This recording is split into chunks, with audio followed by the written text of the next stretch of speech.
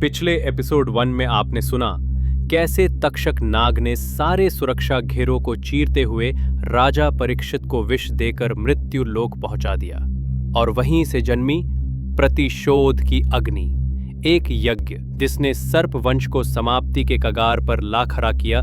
और वहीं से जुड़ी एक दूसरी अमर कथा गुरु मत्स्येंद्र नाथ से लेकर वीर गोगाजी तक की।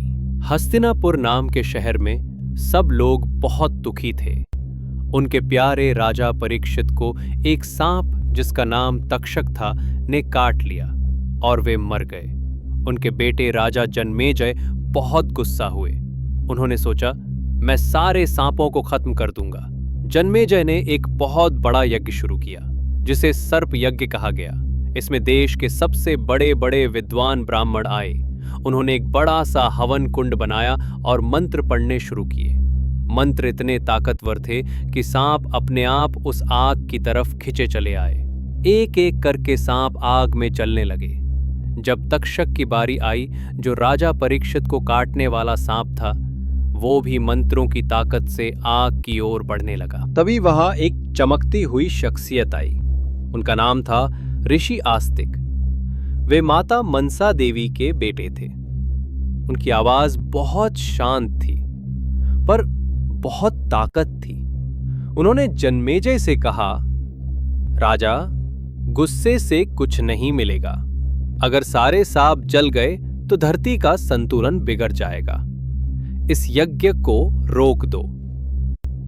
पहले तो जन्मेजय को गुस्सा आया, लेकिन आस्तिक की बातों ने उनके दिल को छू लिया। आखिरकार उन्होंने यज्ञ रोक दिया। तक्षक और बाकी सांप बच गए। अब कहानी दूसरी जगह जाती है। एक गांव में एक बच्चा पैदा हुआ, लेकिन ज्योतिषियों ने कहा यह बच्चा अशुभ है, इससे मुसीबत आएगी। माता पिता डर गए और उन्होंने बच्चे को समुद्र में बहा दिया। लेकिन वहां एक चमत्कार हुआ। एक बड़ी मछली ने बच्चे को निगल लिया।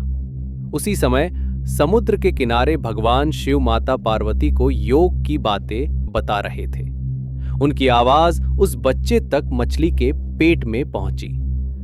बच्चे ने आंखें बंद की और 12 साल तक ध्यान किया। वो मछली में ही बड़ा हो गए। एक दिन एक मछुआरे ने उस मछली को पकड़ लिया।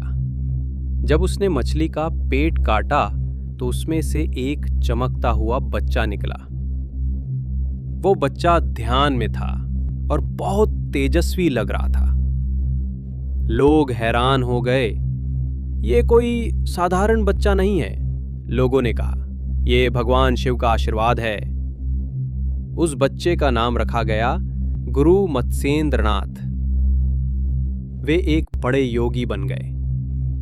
गुरु मत्स्येंद्र नाथ ने एक नया बीज बोया, जिससे एक और महान इंसान का जन्म हुआ, वीर गोगाजी। वे बहुत बहादुर और भक्त थे। उनकी कहानी गुरु मत्स्येंद्र नाथ की तपस्या से शुरू हुई। सर्प यज्ञ की आग बुझ गई, लेकिन एक नई रोशनी जल उठी। ये थी गुरु मत्स्येंद्र नाथ की तपस्या की रोशनी, जो गोगाजी बनकर दुनिया को चमकाने वाली थी। आगे क्या होगा? गुरु मत्स्येंद्र नाथ ने गोरखनाथ को कैसे जन्म दिया? गगल प्रसाद से गोगाजी का जन्म कैसे हुआ? और राजा परीक्षित की आत्मा कैसे माता बाछल के बच्चे के रूप में लौटी? कहानी अभी बाकी है।